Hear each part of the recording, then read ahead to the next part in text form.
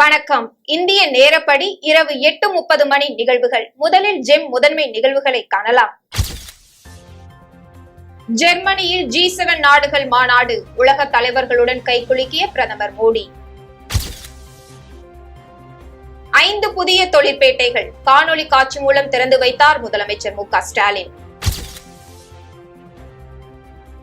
ஜூலை 18ஆம் தேதி முதல் கல்லூரிகள் திறப்பு. உயர்கல்வித்துறை அமைச்சர் பொன்முடி அறிவிப்பு.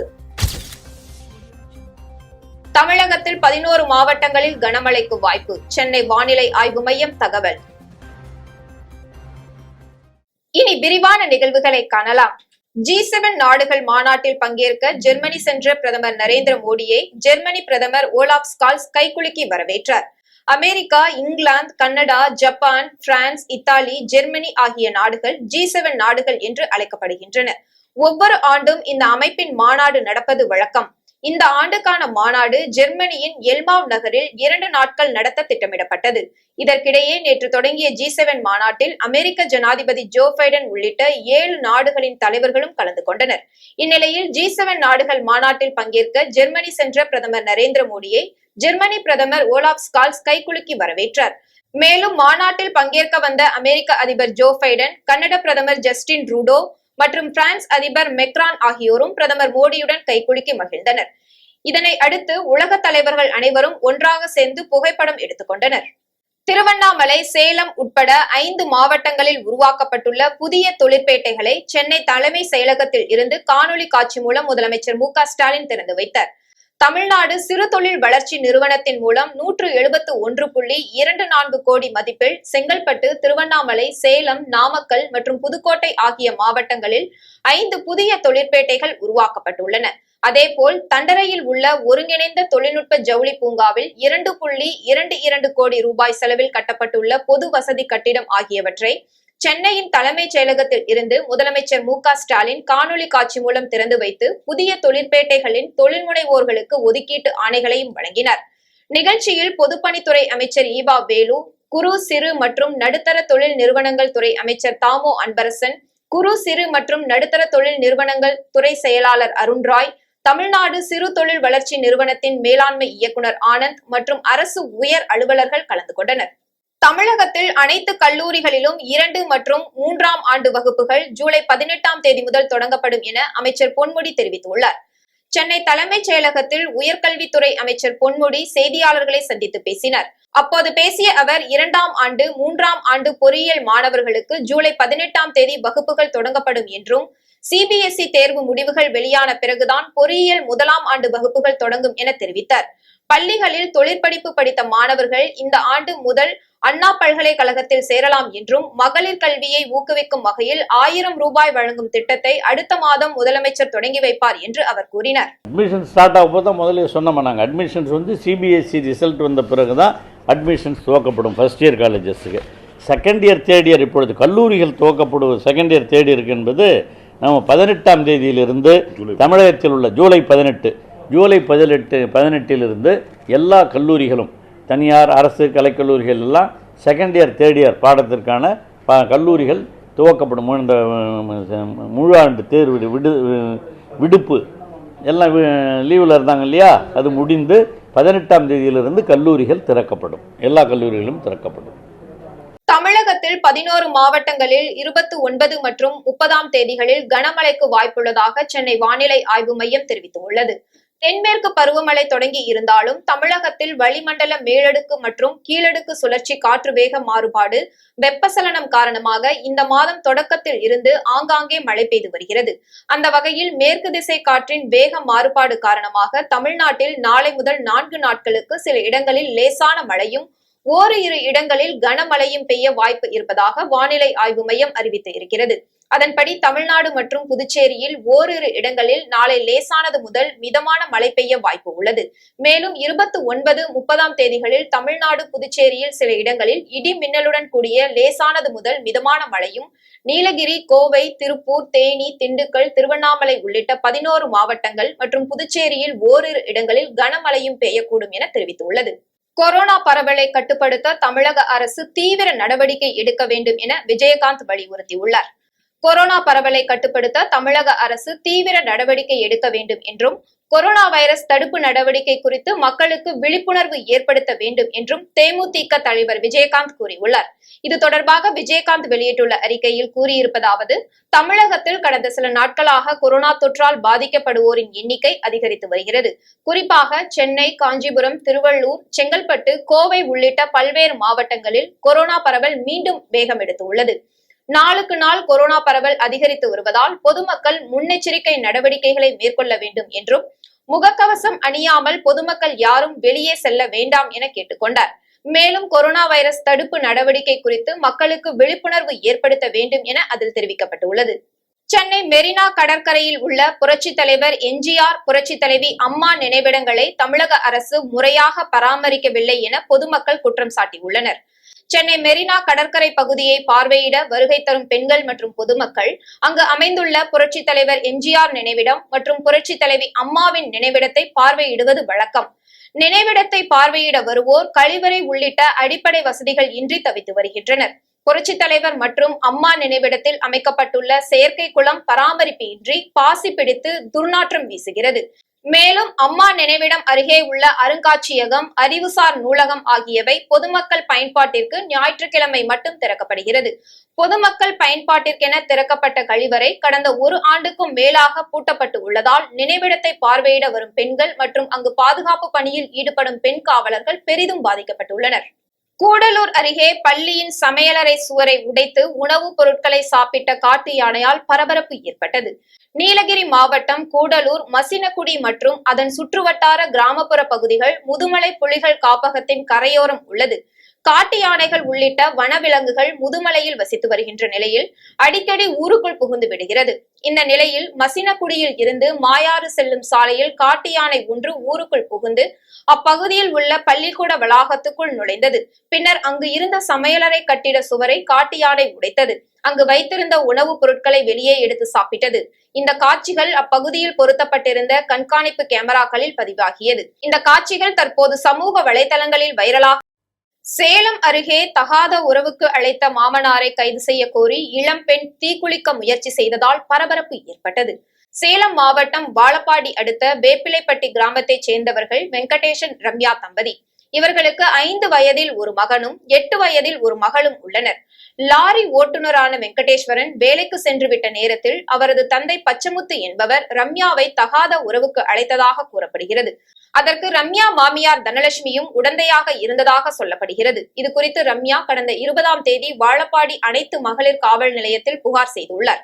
இந்நிலையில் புகார் மீது காவல்துறையினர் இதுவரை நடவடிக்கை எடுக்கவில்லை என கூறிய ரம்யா தனது குழந்தைகள் மற்றும் உறவினர்களுடன் காவல் நிலையம் முன்பு சாலையில் அமர்ந்து மறியல் போராட்டத்தில் ஈடுபட்டனர். பின்னர் உடலில் பெட்ரோலை ஊற்றி தீக்குளிக்க முயற்சித்த ரம்யாவை காவல்துறையினர் தடுத்து நிறுத்தி புகார் மீது உரிய நடவடிக்கை எடுக்கப்படுவதாக கூறி காவல் நிலையத்திற்கு அவரை அழைத்து சென்றனர். இந்த சம்பவம் அப்பகுதியில் பரபரப்பை ஏற்படுத்தியுள்ளது. சார், என் மாமனார் வந்து என்ன தகாத உறவுக்கு அழைச்சாங்க சார். இதுக்கு என் புருஷன் வந்து உங்க அப்பா உனக்கு இந்த சொத்து விடுவான், இருந்தா உனக்கு வாழ்க்கை, இல்லைன்னா வாழ்க்கை இல்லைன்னு சொல்றாங்க சார். மாமியாட்டு சொன்னதுக்கு என் புருஷன்கிட்ட இருந்தினா தான் உனக்கு இங்க வீட்டுல இடம், இல்லைன்னா நீ வீட்டை விட்டு போய் ஆகணும்னாங்க. எங்க அப்பா அம்மாவை கூப்பிட்டேங்க சார். வந்து கேட்கறாங்க, நீங்க பண்றது நியாயமான்னு கேட்கறாங்க. எங்க மாமனார் எங்க அப்பா அருவாள் எடுத்துக்கிட்டு வெளில வராங்க சார். எங்க மாமியை எனக்கு கொடுமைப்படுத்துறது மட்டும் இல்லாம எங்க அம்மாவை அடிச்சு இன்னைக்கு ஆம்புலன்ஸ்ல ஏற்றிருக்காங்க சார். இங்க நீதி கிடைக்குன்னு கேட்க வந்தா நீ 7 நாளா என்ன அலைய விடுறாங்க. அரெஸ்ட் பண்ண பாடு இல்லை. 20ஆம் தேதி கம்ப்ளைண்ட் கொடுத்தேன், 23ஆம் தேதி எஃப்ஐஆர் போட்டிருக்காங்க. நேற்று எனக்கு ரிமாண்ட் காப்பி கொடுக்குறாங்க. இன்னைக்கு வந்து அவங்க முன்ஜாமீன் எடுக்கிறதுக்கு இவங்க தான் உதவியா இருக்காங்க. போலீஸ் காவல்துறை எனக்கு வந்து எந்த உதவியும் பண்ணலைங்க சார். எனக்கு நீங்க தான் உதவி தனி மாதிரி அவங்களை கைது செய்ய மாதிரி கேட்கறேங்க சார். தாராபுரம் அருகே தேசிய நெடுஞ்சாலையில் புள்ளிமான் ஒன்று இறந்து கிடந்தது சோகத்தை ஏற்படுத்தியுள்ளது. திருப்பூர் மாவட்டம் தாராபுரம் அருகே உள்ள வரப்பாளையம் தேசிய நெடுஞ்சாலையில் புள்ளிமான் ஒன்று சாலையின் அருகே இறந்து கிடந்தது. இதை பார்த்த கிராமவாசிகள் வனத்துறைக்கு தகவல் தெரிவித்தனர். தகவலின் பேரில் சம்பவ இடத்திற்கு வந்த வனத்துறை அதிகாரிகள் இறந்த புள்ளிமானை ஆய்வு செய்தனர். அப்போது 4 வயது மதிப்புத்தக்க ஆண் புள்ளிமான் என்றும் 80 கிலோ எடை இருக்கும் எனவும் தெரிவித்தனர். கால்நடை மருத்துவர் வரவழைக்கப்பட்டு மானின் உடற்கூறு ஆய்வு செய்யப்பட்டது. இந்த புள்ளிமான் எப்படி இறந்தது என்பது உடற்கூறு ஆய்வறிக்கையில் தான் தெரிய வரும் என வனத்துறை சார்பில் கூறப்பட்டுள்ளது. புள்ளிமான் இறந்தது வனத்துறை மற்றும் பொதுமக்களிடையே சோகத்தை ஏற்படுத்தியுள்ளது. காங்கிரஸ் தலைவர் ராகுல் காந்தியிடம் அமலாக்கத்துறை விசாரணை நடத்தி வருவதை நிறுத்த வேண்டும் என சேலத்தில் தமிழ்நாடு காங்கிரஸ் RTI பிரிவின் மாநில தலைவர் கனகராஜ் தெரிவித்துள்ளார். சேலத்தில் செய்தியாளர்களை சந்தித்த தமிழ்நாடு காங்கிரஸ் RTI பிரிவின் மாநில தலைவர் கனகராஜ், மத்திய அரசு கொண்டு வந்துள்ள அக்னிபாத் திட்டத்தால் தமிழகத்திலும் ரயில்கள் விரைவில் எரியும் நிலை வெகு தொலைவில் இல்லை என கூறினார். மேலும் காங்கிரஸ் தலைவர் ராகுல் காந்தியிடம் அமலாக்கத்துறை விசாரணை நடத்தி வருவதை நிறுத்தாவிட்டால் பிரதமர் மோடி மற்றும் அமித்ஷா ஆகியோர் இல்லத்தினை முற்றுகையிட்டு போராட்டம் நடத்தப்படும் என கூறினார். முக்கிய பிரச்சனை என்னவென்றால், ஒன்று அமலாக்க பிரிவு, 2 அக்னிபாத் பாதை. இன்றைக்கு 2 தான் இந்தியாவை சிதைச்சிட்டு இருக்கு. பிஜேபி RSSக்கு நேரடியாக தகவல் அறியும் சட்டத்துறை சார்பாக நாங்கள் சவால் விடுகின்றோம். அமலாக்கத்துறை 2014 இருந்து 2022 வரை கிட்டத்தட்ட 17,000 கேசுகள், வழக்குகள், புகார்கள் நீங்கள் பதிவு செய்துள்ளீர்கள். 17,000 வழக்குகள். அதிலே எத்தனை வழக்குகள் தண்டிக்கப்பட்டிருக்கின்றது? கிட்டத்தட்ட ஒரு ஆண்டுக்கு 2 to 5 வழக்குகள் தான் தண்டிக்கப்படுகின்றது. மீதி வழக்குகள் எல்லாமே பொய் புகார்களாக, பொய் வழக்குகளாக தள்ளுபடி செய்யப்பட்டிருக்கின்றது. உதாரணத்திற்கு சேகர் ரெட்டியினுடைய வழக்கு தள்ளுபடி செய்யப்பட்டது. பாபா ராம்தேவ் மீது காங்கிரஸ் கட்சி போட்ட வழக்கு 11 வழக்கு இடி போட்டது. இன்றைய வரையிலும் ஒன்றும் நிரூபிக்கப்படவில்லை. ஒரே நாளில் மத்திய அரசாங்கம் அதை தள்ளுபடி செய்துவிட்டது. இதுதான் இன்னைக்கு இருக்கிற அமலாக்க பிரிவு. அமலாக்க பிரிவு தேவையில்லாமல் எங்களுடைய அருமை தலைவர் ராகுல் காந்தியையும் அன்னை சோனியா காந்தியையும் கட்சியை பலவீனப்படுத்த வேண்டும், அவர் அடுத்த பிரதமர் ஆகக்கூடாது என்று கட்டம் கட்டி கொண்டு திரிகிறார்கள். கூடங்குளம் அணுமின் நிலைய வளாகத்தில் சட்டவிரோதமாக கட்டப்படும் கட்டடங்களை உடனடியாக நிறுத்த வேண்டும் என அணு உலை பூங்கா மற்றும் அணுக்கழிவு எதிர்ப்பு கூட்டமைப்பு ஒருங்கிணைப்பாளர் உதயகுமார் தெரிவித்துள்ளார்.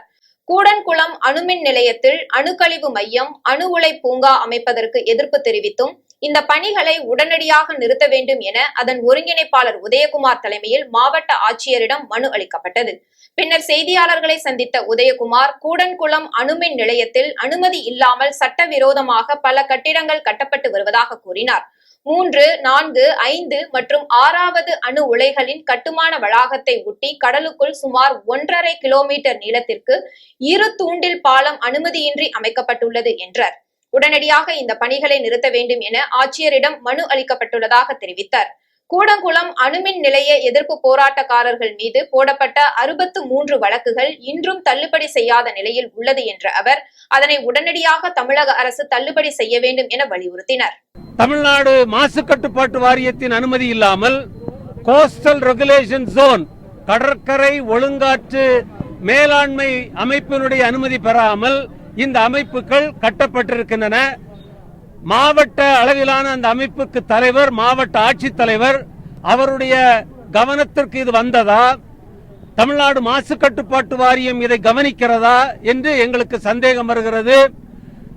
இந்த சட்டவிரோத ஆபத்தான அமைப்புகளை, கட்டடங்களை உடனடியாக நிறுத்த வேண்டும். மாவட்ட ஆட்சித்தலைவர் நேரடியாக தலையிட்டு கள ஆய்வு செய்து இந்த சட்டவிரோத அனுமதி இல்லாத ஆபத்தான கட்டடங்கள், அமைப்புகள் கட்டப்பட்டிருக்கின்றனவா என்பதை திருநெல்வேலி மாவட்ட தமிழ்நாட்டு மக்களுக்கு அவர் தெரியப்படுத்த வேண்டும். மாணவர்கள் போதை பழக்கத்திற்கு அடிமையாவதை தடுக்கும் வகையில் நெல்லை மாவட்டத்தில் உள்ள அனைத்து பள்ளிகளிலும் போதை தடுப்பு குழு அமைக்கப்படும் என அம்மாவட்ட ஆட்சியர் விஷ்ணு தெரிவித்துள்ளார். போதைப் பொருள் பயன்படுத்துதல் மற்றும் சட்டவிரோத கடத்தலுக்கு எதிரான சர்வதேச தினத்தை முன்னிட்டு நெல்லை மாவட்ட ஆட்சியர் அலுவலகத்தில் காணொலி மூலம் விழிப்புணர்வு நடத்தப்பட்டது. அனைத்து பள்ளி மற்றும் கல்லூரிகள் காணொலி காட்சி வாயிலாக பங்கேற்று ஆட்சியர் விஷ்ணு தலைமையில் போதைப் பொருள் பயன்பாட்டிற்கான உறுதிமொழியை ஏற்றுக்கொண்டனர். பின்னர் செய்தியாளர்களை சந்தித்த ஆட்சியர் விஷ்ணு, மாவட்டத்தில் உள்ள அனைத்து பள்ளி மற்றும் கல்லூரிகளில் போதைப் பொருள் தடுப்பு விழிப்புணர்வு ஏற்படுத்தப்பட்டு வருவதாக கூறினார். மாணவர்கள் போதை பழக்கத்திற்கு அடிமையாவதை தடுக்கும் வகையில் போதை தடுப்பு குழு என்ற அமைப்பு NSS போன்று உருவாக்கப்பட்டு கண்காணிக்கப்படும் என்றார். பள்ளி கல்லூரிகளில் போதை தடுப்பு குழு அமைப்பு உருவாக்கப்படும் முயற்சி தமிழகத்திலேயே நெல்லை மாவட்டத்தில் தான் முதலாக தொடங்கப்படுகிறது என்பது குறிப்பிடத்தக்கது. திருநெல்வேலி மாவட்டத்தில் உள்ள அனைத்து பள்ளிக்கூடங்களையும் போதை பொருட்களினுடைய பேட் எஃபெக்ட்ஸை பற்றியும் விழிப்புணர்வு ஏற்படுத்தப்பட்டுள்ளது. தொடர்ந்து பள்ளிக்கூடங்களையும் கல்லூரிகள்லையும் ஆன்டி ட்ரக் கிளப்ஸ் உருவாக்கி பெற்றோர்களுக்கும் ஆசிரியர்களுக்கும் அதே போல மாணவ மாணவிகளுக்கும் தொடர்ந்து விழிப்புணர்வு ஏற்படுத்தும் என்பதையே தெரிவித்துக் கொள்கிறேன். அதே போல நேஷனல் ஹெல்ப்லைன் ஆன 14446, அதே போல குழந்தை பாதுகாப்பு ஹெல்ப்லைன் ஆன 1098 போன்ற தொலைபேசி எண்களையும் அதை பற்றியுள்ள விழிப்புணர்வும் ஏற்படுத்தப்பட்டுள்ளது. செங்கம் அருகே சிப்காட் தொழிற்பேட்டை பூங்காவை முதலமைச்சர் மு ஸ்டாலின் காணொலி காட்சி மூலம் திறந்து வைத்தார். திருவண்ணாமலை மாவட்டம் செங்கம் அடுத்த பெரிய கோலப்பட்டி கிராமத்தில் 57 ஹெக்டேர் பரப்பளவில் 5800 பயனாளிகள் பயன்பெறும் வகையில் சிப்காட் தொழிற்பேட்டை பூங்கா அமைக்கப்பட்டது.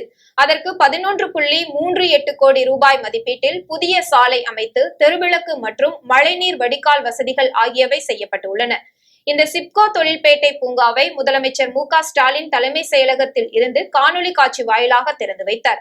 இந்த நிகழ்ச்சியில் தமிழக சட்டமன்ற துணை சபாநாயகர் கு பிச்சாண்டி, திருவண்ணாமலை மாவட்ட ஆட்சியர் முருகேஷ், நாடாளுமன்ற உறுப்பினர் அண்ணாதுரை மற்றும் செங்கம் சட்டமன்ற உறுப்பினர் கிரி, சிப்காட் தொழிற்பேட்டை மேலாளர் ஆகியோருடன் பலர் கலந்து கொண்டனர்.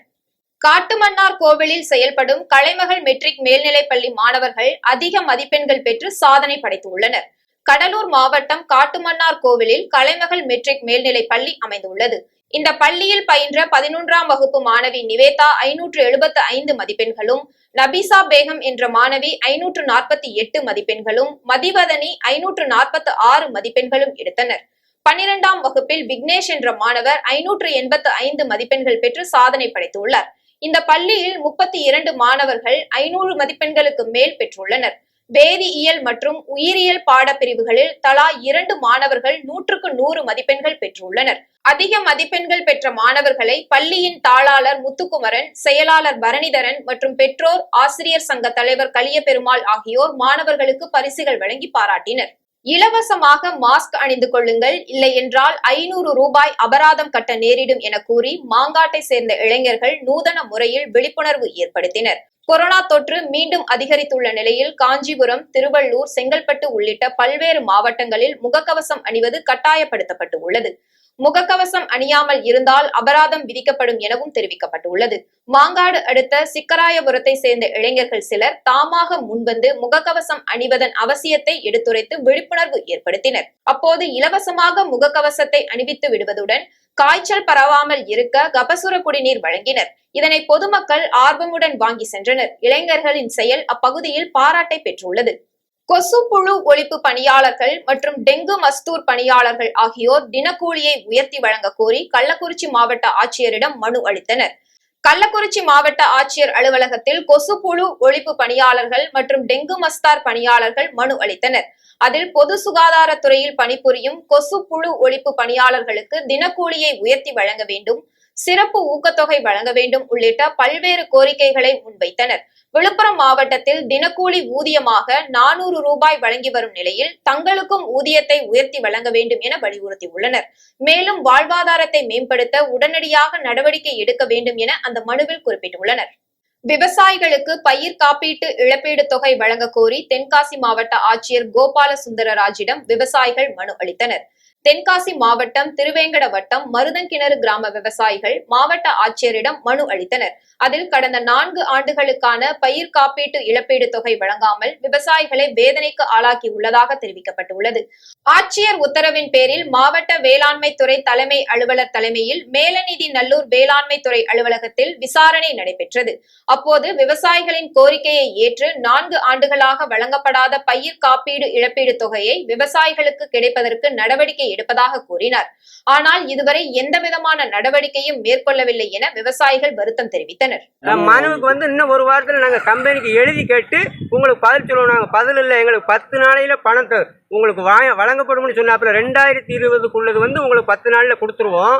மேற்படி 18, 19க்குள்ளது அந்த கம்பெனிட்ட எழுதி கேட்டு அங்கேருந்து உங்களுக்கு கிடைக்கிறதுக்கு நடவடிக்கை எடுப்போம்னு தான் அந்த ஜேடி அந்த அம்மா மேடம் திருமதி அவங்களுடைய தலைமையில் அந்த பேச்சுவார்த்தை நடந்துச்சு. நாங்கள் சரி அப்போ அந்த 2020க்காவது முதல்ல ஒரு 10 நாள் ஏற்றுங்க, அதுக்கு முந்தைய உள்ளதை அதுக்குள்ளே இழப்புக்கு அந்த இதுக்கு ஏற்ப அந்த வறட்சி எங்களுடைய பாதிப்புக்கு ஏற்ப அந்த நிவாரணமும் எங்களுக்கு பெற்று தாங்கன்னா நாங்கள் கண்டிப்பாக தருவோம் அப்படின்னு சொன்னாப்புல. 2020க்கு உடனே 10 நாள்ல தருவோம்னாப்புல. இன்னைக்கு 2 மாதம் ஆச்சு, அது வரல. முழுமையான பாதிப்பு, 100% பாதிப்பு அதுக்கு வரல. எழும்பூரில் பயணியிடம் கணக்கில் வராத பணம் சுமார் 94 லட்சம் ரூபாயை சிஆர்பிஎஃப் போலீசார் பறிமுதல் செய்தனர். சென்னை எழும்பூர் ரயில்கள் நிலையத்தில் சிஆர்பிஎஃப் போலீசார் சோதனை மேற்கொண்டனர். ரயில் நிலையத்தில் ஒருவர் பதட்டத்துடன் நின்று கொண்டிருந்ததை அறிந்த போலீசார் அவரிடம் விசாரணை நடத்தினர். விசாரணையில் விழுப்புரம் மாவட்டத்தை சேர்ந்த நிலேஷ் என்பது தெரிய வந்தது. அவர் வைத்திருந்த பையை சோதனை செய்ததில் கட்டுக்கட்டாக கணக்கில் வராத சுமார் 94 லட்சம் பணம் இருந்தது கண்டுபிடிக்கப்பட்டது. பணத்தை பறிமுதல் செய்த சிஆர்பிஎஃப் போலீசார் அந்த இளைஞரை கைது செய்து விசாரித்து வருகின்றனர். மீண்டும் ஜெம் முதன்மை நிகழ்வுகள். ஜெர்மனியில் G7 நாடுகள் மாநாடு, உலக தலைவர்களுடன் கைகுலுக்கிய பிரதமர் மோடி. 5 புதிய தொழிற்பேட்டைகள் காணொலி காட்சி மூலம் திறந்து வைத்தார் முதலமைச்சர் மு.க. ஸ்டாலின். ஜூலை 18ஆம் தேதி முதல் கல்லூரிகள் திறப்பு, உயர்கல்வித்துறை அமைச்சர் பொன்முடி அறிவிப்பு. தமிழகத்தில் 11 மாவட்டங்களில் கனமழைக்கு வாய்ப்பு, சென்னை வானிலை ஆய்வு மையம் தகவல். இத்துடன் ஜெம் நிகழ்வுகள் நிறைவடைகின்றன. மீண்டும் நிகழ்வுகளை காண இணைந்திருங்கள் ஜெம் தொலைக்காட்சியுடன். நன்றி, வணக்கம்.